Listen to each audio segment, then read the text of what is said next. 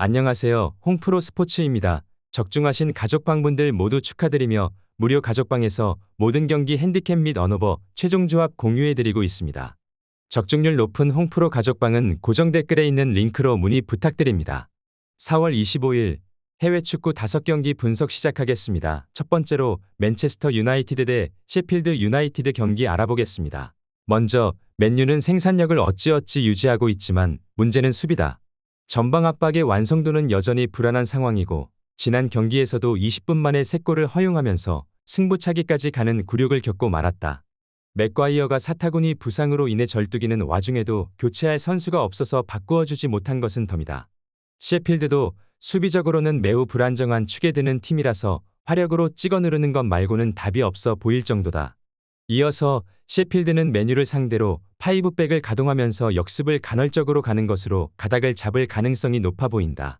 일단 맨유도 하위권 팀을 상대로 두 자릿수 슈팅 허용은 기본으로 깔고 가는 만큼 공격에서는 어느 정도 생산성을 보여줄 수 있을 것이다. 다만 5백을 가동했던 브렌트포드전에서도 자책골 등 상대의 공세에 허둥대는 모습을 보여주기도 했는데 오픈 플레이와 세트피스에서 모두 대응이 좋지 못한 상황이다. 일단 맨유가 하위권 팀을 상대로도 슈팅 억제나 수비에서 별다른 모습을 보여주지 못하고 있는 상황이다. 셰필드가 득점력에서 어느 정도는 비벼볼 수 있을 것이다. 그나마 맨유가 선수들의 개인 기량으로나마 생산력을 유지하고 있다는 점에서 점수를 줄 수 있는 정도다. 맨체스터 유나이티드 승리를 추천합니다. 두 번째로 아약스 대 엑셀시오르 경기 알아보겠습니다. 먼저 아약스는 꼭 올 시즌만이 아니더라도 엑셀시오르를 상대로는 늘 실점을 당했던 편이다. 다만 엑셀시오르를 상대로는 화력을 100% 가동하면서 우세한 흐름을 가져오는 편이었다. 최근 5전 중에서 엑셀시오르에게 퍼부은 골만 26골에 달하고 있는 상태다. 적어도 에너지 레벨이 높은 젊은 선수들로 구성을 한 것이 수비 상황에서는 노련함의 부족으로 이어지기도 하나 공격에서의 힘으로 이어지고 있는 것만큼은 분명해 보인다. 이어서 엑셀시오르의 경우에는 일단 페럿을 향해서 뻥 차주는 상황에서의 효율 자체는 좋은 편이다. 아약스를 상대로도 앞서 언급했듯이 골을 지속적으로 기록하는 모습은 보여주고 있다. 하지만 수비 상황에서 강호들에게 너무 무력한 모습을 보여준다는 점이 아쉬운 점인데 꼭 아약스가 아니더라도 원정에서 올 시즌 6위 이상 팀을 상대로 매 경기 3실점 이상씩은 기록하고 있는 중이다. 아약스도 수비 상황에서 기복이 좀 있고 굳이 올 시즌만이 아니라고 해도 엑셀시오르의 높은 효율에 상당히 타격을 받는 경우가 잦다. 그래도 엑셀시오르의 수비를 공략하는데 문제가 하나도 없었다고 해도 과언은 아니었기에 에너지 레벨이 높은 성향을 이용해서 화력으로 찍어 누르는 것은 충분히 가능하다고 본다. 아약스 승리를 추천합니다. 영상은 잘 보고 계신가요? 핸디, 언오버 및 최종 조합 공유받아 보실 수 있는 가족방 입장 방법 알려드리겠습니다. 첫 번째로 영상 하단에 댓글을 클릭해 주세요. 두 번째로 댓글에 링크를 클릭해 주세요. 마지막으로 채팅 참여하기 후 메시지 주시고 답장 기다려 주시면 됩니다. 나가기 하시면 가족방 입장 시켜드릴 수 없습니다. 언제든 편하게 문의 주시기 바랍니다. 세 번째로 아탈란타 대 피오렌티나 경기 알아보겠습니다. 먼저 아탈란타는 만만한 전력은 아니다. 하지만 피오렌티나에게는 꽤 약했던 편이다.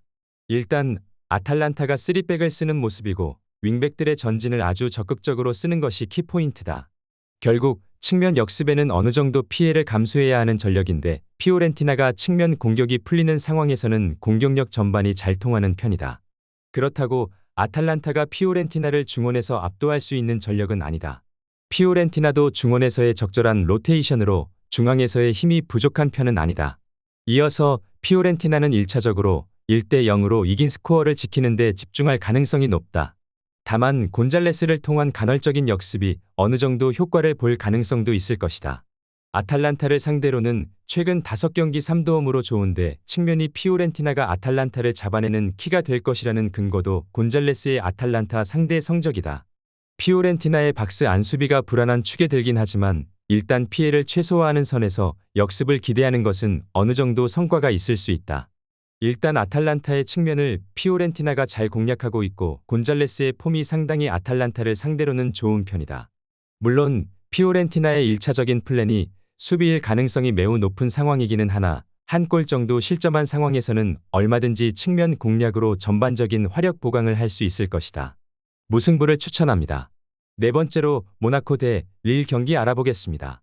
먼저 모나코는 릴 상대로 상성에서 아주 앞서는 편은 아니다. 최근 홈에서도 산무를 기록하는 모습이고 특히 장점이라고 할 수 있는 공격력이 잘 터지지는 않았다. 릴이 라인을 올리면서 승부하는 상황에서 19년 정도까지는 다득점을 기록하는 모습도 자주 보였다.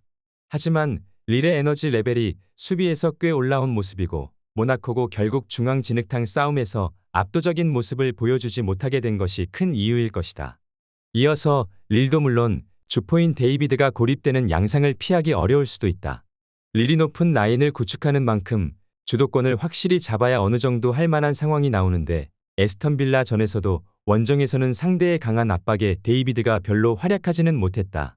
오프 더 볼에서 보여주는 데이비드의 장점을 극대화시키는데 그 말은 데이비드가 포처 역할에 적합하지 경기력에 미치는 영향이 적을 수 있다는 점을 의미하기도 할 것이다. 이제는 릴이 수비 상황에서의 에너지 레벨이 좋아 라인을 올린 상황에서도 수비적으로 큰 문제를 드러내고 있는 상황은 아니다. 두 팀이 전반적으로 중원에서 진흙탕 싸움이 이어지면서 서로 전진을 하기 어려워하는 양상이 짙어진 상태다. 최근 모나코 홈에서 벌어진 대진에서도 3경기 연속 무승부가 이뤄졌다. 무승부를 추천합니다. 영상은 잘 보고 계신가요? 핸디, 언오버 및 최종 조합 공유받아 보실 수 있는 가족방 입장 방법 알려드리겠습니다. 첫 번째로 영상 하단에 댓글을 클릭해 주세요. 두 번째로 댓글에 링크를 클릭해 주세요. 마지막으로 채팅 참여하기 후 메시지 주시고 답장 기다려 주시면 됩니다. 나가기 하시면 가족방 입장 시켜드릴 수 없습니다. 언제든 편하게 문의 주시기 바랍니다. 다섯 번째로 마르세유 대 니스 경기 알아보겠습니다. 먼저 마르세유는 홈에서 파리에게 당한 패배를 제외하면 무패를 기록 중이다. 다만 마르세유가 상대를 공략하는데 공격적인 플레이를 선호한다는 점이 상당한 부담이다. 니스가 하이브리드 압박으로 수비적인 퍼포먼스를 꾸준히 유지하고 있는 상황이고 오히려 공격은 마르세유가 올라와 주면서 공격적인 플랜을 유지하는 것이 더 나을 수 있다. 지난 시즌에도 홈에서 니스에게 패전을 기록한 전적도 있다. 이어서 니스를 상대하는 팀들이 교과서적으로 내려앉으면 하위권 팀을 상대로도 공격이 매우 답답해지는 양상이 큰 편이다. 물론 마르세유는 홈과 원정을 가리지 않고 높은 점유율을 가져가는 공격적인 팀이라는 점을 생각해야 할 것이다. 최근에는 기복이 상당히 심해진 편이라고는 하나 니스가 랑스를 상대로도 압박 싸움에서 이득을 거두면서 승리를 거두는 등 확실히 압박에서 밀리는 면모가 크지는 않은 상황이다. 니스가 유리한 상황으로 보아도 큰 문제라고 하기는 어려울 것이다. 확실히 마르세유가 보여줄 플랜이 상당히 공격적일 가능성이 높다는 점을 생각해야 한다. 니스가 속공 상황에서 보여주는 플레이가 공격에서 더 효과를 보고 있는 점은 명확할 것이고 마르세유가 무패를 홈에서 기록하고 있다고 하지만 지난 시즌 홈에서 니스에게 패전을 기록한 경험도 있다. 니스 승리를 추천합니다.